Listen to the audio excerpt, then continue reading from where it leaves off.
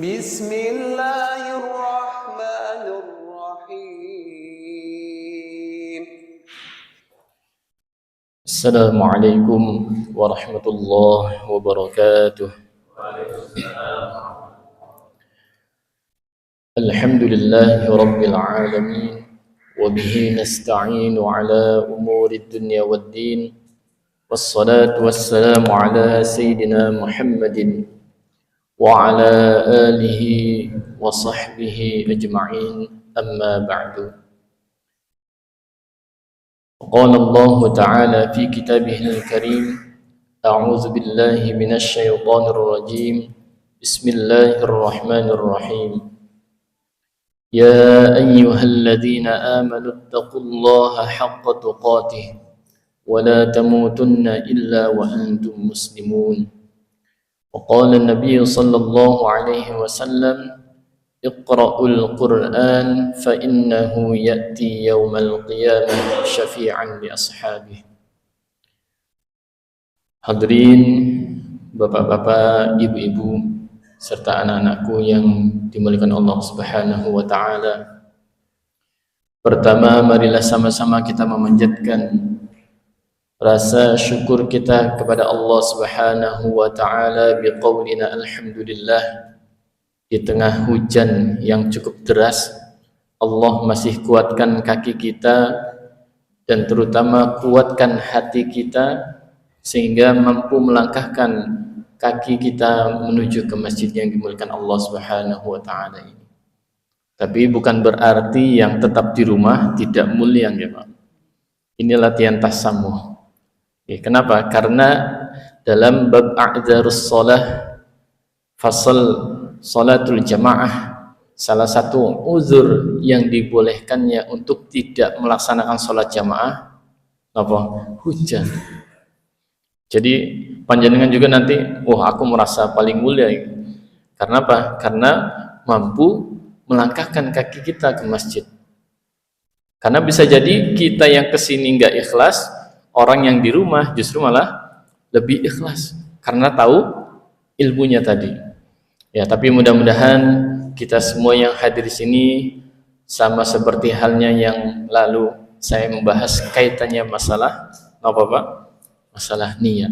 Mudah-mudahan kita ke sini benar-benar niat mengharapkan pahala dan ridha Allah Subhanahu wa taala.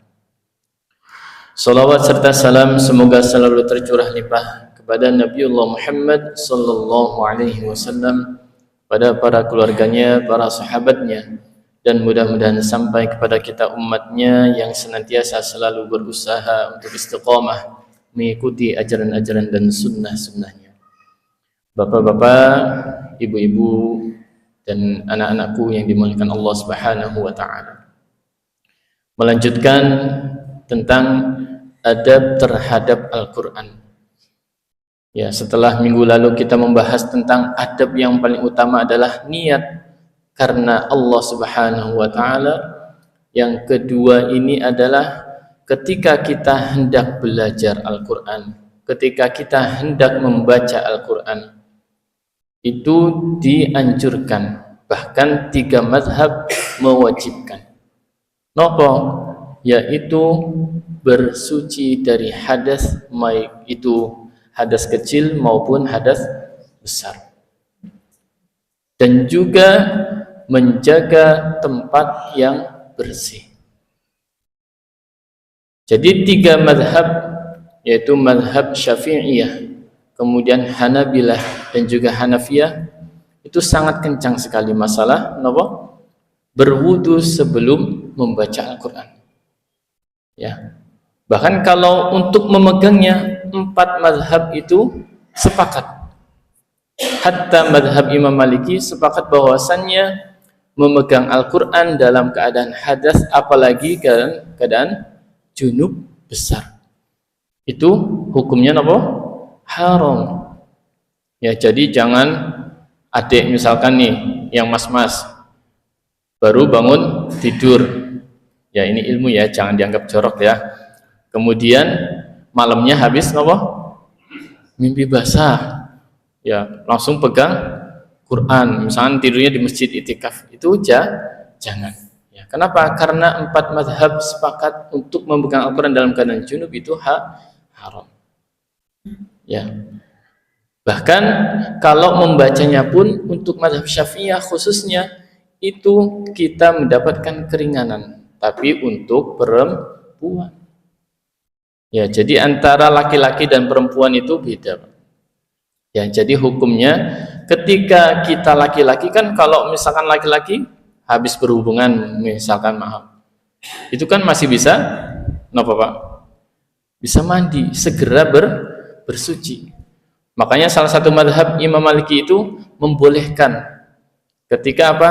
Tujuannya yang pertama adalah untuk belajar, yang kedua untuk mengajarkan, dan yang ketiga bagi orang yang menghafal Al-Quran. Ya, sekali lagi ini poin pentingnya untuk kaum perempuan. Kenapa? Karena kalau kita laki-laki kan, misalkan malam-malam ya habis berhubungan sama istrinya, ya jadi jangan mentang-mentang pengen ngejar target, ya bangun tidur langsung tadarus misalkan. Nggak boleh Pak. Jangan sampai kita membaca Al-Quran bukan dapat pahala, malah dapat dosa. Ya. Beda lagi kalau yang menurut tadi mazhab Imam Maliki. Misalkan ada seorang ustazah, ya, itu diperbolehkan memegang mushaf meskipun dalam keadaan apa? Haid. Ya. Jadi diperbolehkan. Itu pun tetap ada kehati-hatiannya. Misalkan tidak menggunakan mushaf secara langsung. Ya, misalkan minta tolong muridnya, ya, atau menggunakan yang sekarang kan udah zamannya keren ya, pakai smartphone, HP. Ya, kenapa? Karena menurut mazhab Syafi'iyah pun smartphone atau HP itu tidak tergolong mushaf. Jadi boleh dipegang dalam keadaan kita, kalau misalnya kita dalam keadaan hadis itu tidak mengapa, kecuali saat aplikasinya dibuka. Ya, itu baru bisa terhukumi itu sebuah Al-Quran. Jadi panjenengan misalkan dari rumah mau ke sini, kamar mandi, ke toilet, aduh HP-nya ada Al-Qurannya ini. Ya. Itu sepakat bahwasannya yang namanya di dalam HP ketika hanya aplikasi saja itu tidak bisa dikatakan sebagai mushaf. Beda lagi tadi ketika sudah dibuka mushafnya, mungkin panjenengan habis tadarus batal, aduh HP-nya ditinggal, mbok bahaya, ya mending dikeluarin dulu ya. Jangan masuk toilet dalam keadaan membuka aplikasi Quran. Nah, ini kaitannya dengan yang poin kedua tadi. Selain menjaga kesucian kita dari hadas saat membaca dan memegang Al-Quran, kita juga harus memilih tempat yang mulia juga. Dan sebaik-baik tempat membaca Al-Quran adalah di masjid. Ya, makanya manfaatkan setelah sholat berapa halaman. Bukan berarti nggak boleh baca Al-Quran di rumah ya. Kenapa? Karena Rasulullah SAW pun memerintahkan nawiru buyutakum biqiraatil atau bitilawatil Quran. Terangilah rumah kalian, ya, rumah-rumah kita dengan bacaan Al-Quran. Ya, jadi kalau misalkan yang dagang gimana di pasar, ya nggak apa-apa. Ya karena kita lebih, misalkan Bapak ada yang punya usaha buka lapak di Pasar Wage, walaupun sudah sepakat ulama bahwasanya salah satu tempat yang dihinakan adalah apa? Pasar.